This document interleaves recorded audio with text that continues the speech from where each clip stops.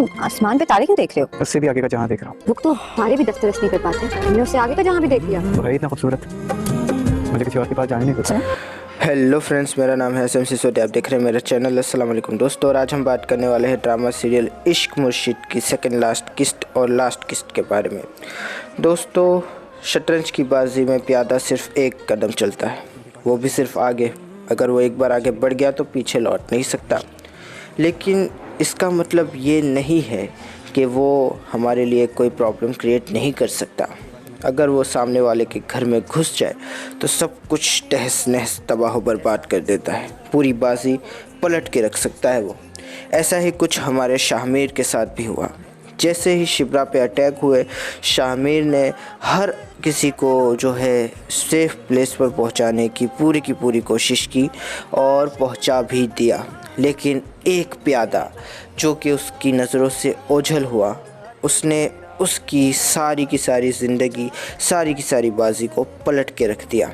वो प्यादा नसरीन थी, जिसको हम एक कॉमेडियन समझते थे और हम ये समझते थे कि ये क्या ही कर लेगा इस पूरे के पूरे ड्रामा के अंदर। उसका हारून बेग ने इतनी अच्छी तरह से इस्तेमाल किया कि शाहमीर और दाऊद देखते रह गए। किस तरह से फंसाया है नसरीन ने दाऊद को, किस तरह से हमारे शाहमीर की बत्ती गुल कर दी, देखने वाली बात थी ये। और ये वही बात है कि हर एक कैरेक्टर अहमियत रखता है। नसरीन ने सच में घर का भेदी बन के दिखा दिया सबको। खैर, आगे बढ़ते हैं। बात मैं यही करूँगा कि शामिर से जो कि एक गलती हुई नसरीन को नज़रअंदाज करने की, उसका पूरा फ़ायदा उठाते हुए हारून बेग ने उसकी ज़िंदगी को तबाह व बर्बाद कर ही दिया। सुलेमान का ये लास्ट एपिसोड था और जैसा कि हमने बात भी की थी कि शायद सुलेमान मर जाएगा इस एपिसोड में, और आखिरकार वो मर ही गया।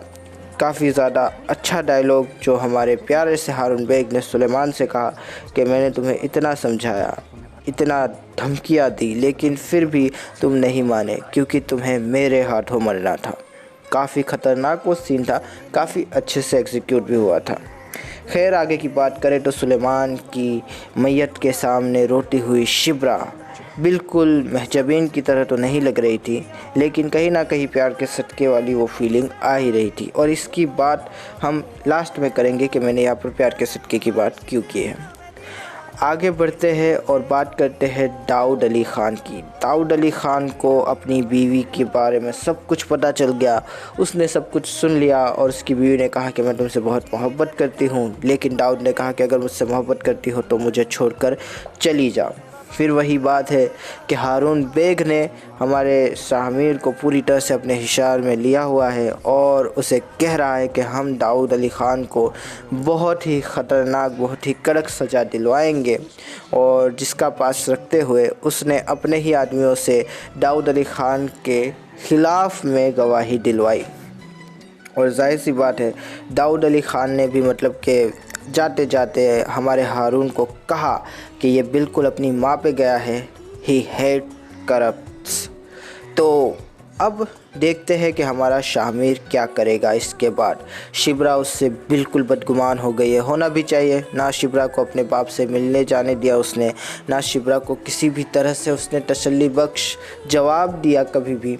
बस एक ही चीज़ के पार्टी के लिए ठीक नहीं है, हमारे लिए ठीक नहीं है, उनके लिए ठीक नहीं है, और आखिरकार वो इस दुनिया से चले गए। ये मैं कहूँगा कि हमारे शाहमीर का सबसे बड़ा फेलियर था इस ड्रामा के अंदर। बेशक एंड में आके सब कुछ ठीक ही होगा दोस्तों, मैं ऐसा नहीं कह रहा कि शाहमीर की बुद्धि भ्रष्ट हो गई है, या मैं उसको गाली भी नहीं दूँगा, क्योंकि जिस तरह की राइटिंग चाहिए थी उस तरह की हुई है और एकदम सही चीज़ हुई है। ज़रूरी नहीं है कि अगर कोई मर जाए और हमारा हीरो अगर फेल हो जाए तो इसका मतलब ये नहीं है कि मैं राइटिंग को गालियाँ दूँ। राइटिंग अच्छी है, काफ़ी बढ़िया है और काफ़ी अच्छे से एग्जीक्यूट भी किया है इस राइटिंग को, 100 में से 100 मार्क्स। तो मैं बस यही कहूँगा कि हाँ, शाहमीर का ये बहुत बड़ा फेलियर था और हर कोई ये जानता है, शाहमीर भी ये जानता है। इसीलिए जब अम्मी जान ने उससे कहा कि तुमने पूरी कोशिश की थी, तब शाहमीर ने कहा कि नहीं, काश मैं पूरी कोशिश करता। इसके अलावा हमारी महरीन फिर से ज़िंदगी में जगह बनाने के लिए हमारे शाहमीर से अच्छी अच्छी बातें करने लगी, लेकिन शाहमीर तो शाहमीर है। खैर एक हल्की सी मतलब कि हमें खलिश दे दी है महरीन और शाहमीर की कॉन्वर्जेशन से कि क्या शाहमीर अब महरीन की तरफ बढ़ेगा, हाथ आगे बढ़ाएगा।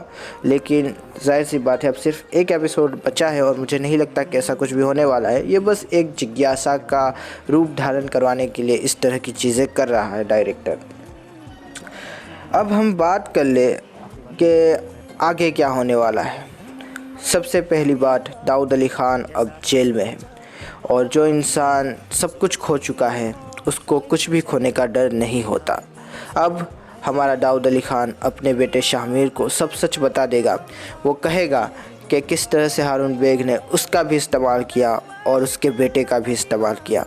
उसने बस अपनी सियासत चमकाई है और महरीन के लिए रास्ता आसान किया है तुम तक पहुंचने का।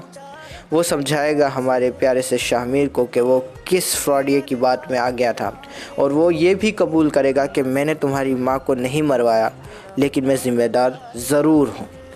इसके अलावा हारून बेग का भी अब पापों का घड़ा भर चुका है, वो अब फूटने वाला है, क्योंकि शाहमीर को जैसे ही दाऊद अली ख़ान सारी सच्चाई बताएगा वो हारून बेग को तो नहीं छोड़ेगा, क्योंकि ये वो बंदा है जिसने उसकी हंसती खेलती ज़िंदगी को बर्बाद करके रख दिया है।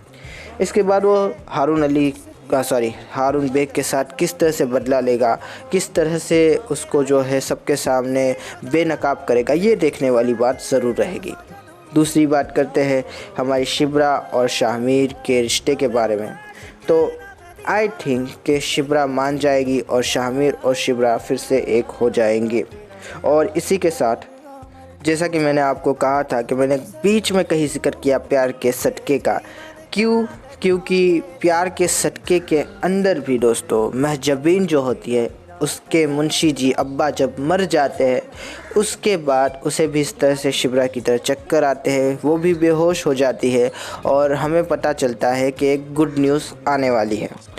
और यहाँ पर भी क्योंकि शिब्रा के अब्बा सुलेमान साहब मर चुके हैं तो मैं ये अंदाज़ा लगा सकता हूँ, और क्योंकि इस ड्रामा की बहुत सारी चीज़ें प्यार के सटके से बिल्कुल मैचिंग है, तो मैं ये कहूँगा कि यहाँ भी शिब्रा जो है एक गुड न्यूज़ सुनाने वाली है, जिसके बाद उसके और शाहमीर के बीच की दूरियाँ कम होगी।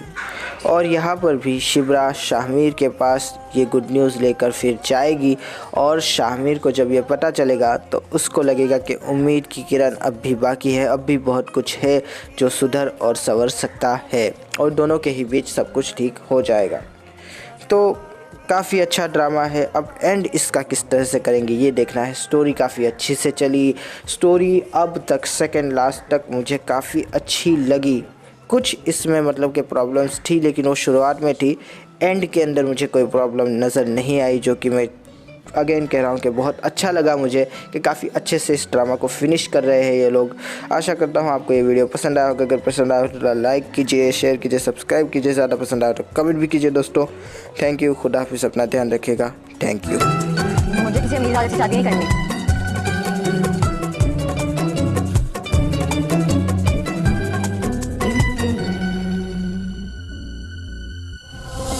इश्क मुर्शिद।